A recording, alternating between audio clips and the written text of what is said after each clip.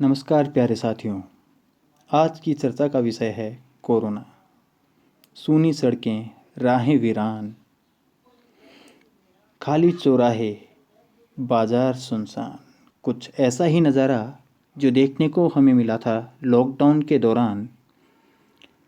2019 से शुरू हुआ यह कोरोना 2020 और 21 में तबाही मचाने के बाद कुछ समय के लिए शांत जो हुआ, दुनिया फिर से पटरी पर आने लगी थी।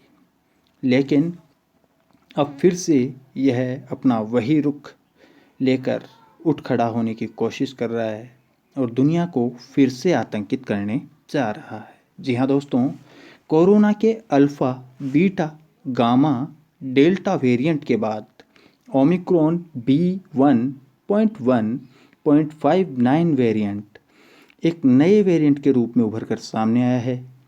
दक्षिण अफ्रीका के बोत्सवाना में पहली बार ओमिक्रॉन वेरिएंट मिला। 24 नवंबर को इसे WHO में रिपोर्ट किया गया। 26 नवंबर 2021 को WHO ने इसे वेरिएंट ऑफ कंसर्न का दर्जा दिया। कितना खतरनाक है यह ओमिक्रॉन वेरिएंट, आज की हमारी रिपोर्ट इसी पर आधारित है।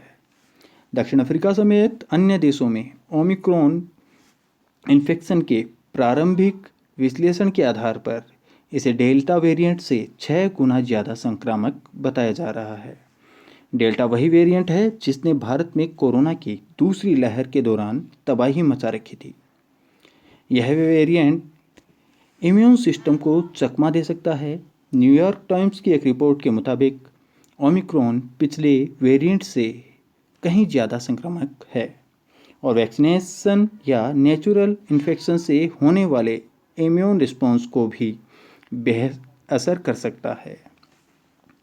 ओमिक्रॉन SARS-CoV-2 प्रकार का वेरिएंट है।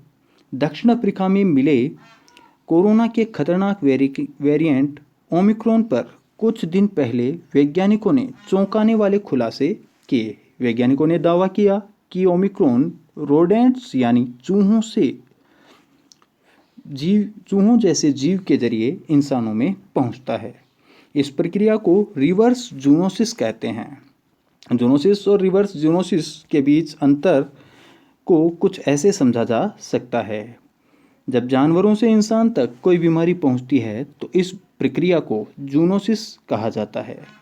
वहीं जब जानवरों से बीमारी अपना रूप बदलकर इंसानों में वापस आती है तो इसे रिवर्स जूनोसिस कहते हैं। यही दावा वैज्ञानिकों ने अपनी रिपोर्ट में किया। वैज्ञानिक कहते हैं कि जितना ज़्यादा म्यूटेशन इस वेरिएंट में पाया गया है उतना कोरोना के दूसरे वेरिएंट में नहीं देखा गया, क्योंकि ओमिक्रॉन में 32 म्यूटेशन है। हालांकि अभी भी पुख्ता तौर पर यह नहीं कहा जा सकता कि ओमिक्रॉन जानवरों से फैला या इंसानों में धीरे धीरे विकसित हुआ। स्वास्थ्य मंत्रालय के संयुक्त सचिव लव अग्रवाल के अनुसार कोरोना के नए वेरिएंट ओमिक्रॉन ने भारत में भी अपनी दस्तक दे दी है। कर्नाटक में 46 और 66 साल के 2 पुरुष इस वेरिएंट से संक्रमित पाए गए हैं। भारत सरकार के स्वास्थ्य मंत्रालय ने गुरुवार को यह जानकारी दी। इन संक्रमितों में फिलहाल हल्के लक्षण हैं। वहीं इन लोगों के संपर्क में आने वाले लोगों पर भी नज़र रखी जा रही है। पता हो, अब तक 29 देशों में ओमिक्रॉन वेरिएंट के 373 केस मिल चुके हैं। राजस्थान में भी 7 दिन पहले दक्षिण अफ्रीका से जयपुर आए परिवार के 6 लोग पॉजिटिव पाए गए। इनमें दंपत्ति समेत 2 बच्चियां जिनकी उम्र 8 और 15 साल है पॉजिटिव मिले हैं। राजस्थान के अलावा दिल्ली, गुजरात, महाराष्ट्र, तमिलनाडु और तेलंगाना में ओमिक्रॉन वायरस से संक्रमित मरीज पाए गए हैं। जी हाँ दोस्तों, ओमिक्रॉन 5 गुना ज़्यादा खतरनाक है। कोरोना के डेल्टा वेरिएंट से यह 5 गुना ज़्यादा खतरनाक है। मंत्रालय ने WHO के अनुसार ओमिक्रॉन वेरिएंट के डेल्टा वेरिएंट से 5 गुना ज़्यादा खतरनाक है और इसके तेज़ी से फैलने की आशंका जताई जा रही है। 29 देशों में फैल चुका है और WHO ने इसे वेरिएंट ऑफ कंसर्न की कैटेगरी में रखा है। अब तक 70% केस यूरोपीय रीजन में देखने को मिले हैं। दुनिया के कोविड मामलों में 70% केस यूरोपीय क्षेत्र में एक्टिव है। बीते सप्ताह 28 नवंबर को यूरोपीय क्षेत्र में कोविड से करीब 2.7 लाख नए मामले और 31,000 से अधिक मौतें दर्ज की गई। इसकी तुलना में दक्षिणी पूर्वी एशियाई क्षेत्र, जिसमें भारत और 11 अन्य देश शामिल है, ने पिछले एक सप्ताह में केवल 1.2 लाख मामले दर्ज किए, जो दुनिया में केवल 3.1 यानी दक्षिणी पूर्वी एशियाई क्षेत्र में कोविड मामलों में कमी दर्ज की जा रही है।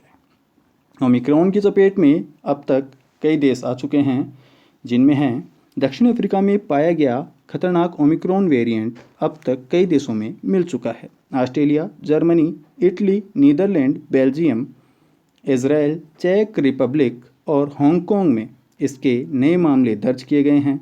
ब्रिटेन में भी ओमिक्रॉन के 2 मामले सामने आने के बाद मास्क, सोशल डिस्टेंसिंग और टेस्टिंग को लेकर सरकार हरकत में आई है।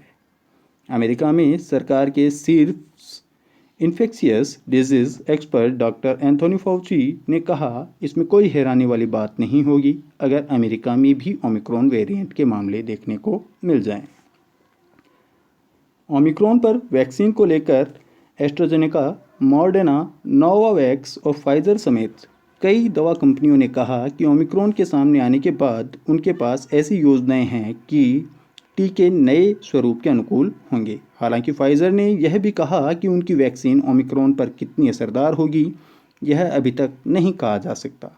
वहीं ऑक्सफोर्ड टीका समूह के निदेशक प्रोफेसर एंड्रयू पोलार्ड ने उम्मीद जताई कि ओमिक्रॉन स्वरूप से होने वाली गंभीर बीमारियों को रोकने में वर्तमान टीके प्रभावी हो सकते हैं। आपको ये बता दें कि ऑक्सफोर्ड टीका समूह ने ही एस्ट्राजेनेका टीके का विकास किया है। साथियों, ये थी कोरोना के नए वेरिएंट ओमिक्रॉन पर एक ब्रीफ रिपोर्ट। अगर आपको यह जानकारी अच्छी लगती है तो प्लीज़ वीडियो को लाइक, शेयर, सब्सक्राइब करें। अन्य लोगों तक इसे पहुंचाने में हमारी मदद करें। धन्यवाद। जय हिंद, जय भारत।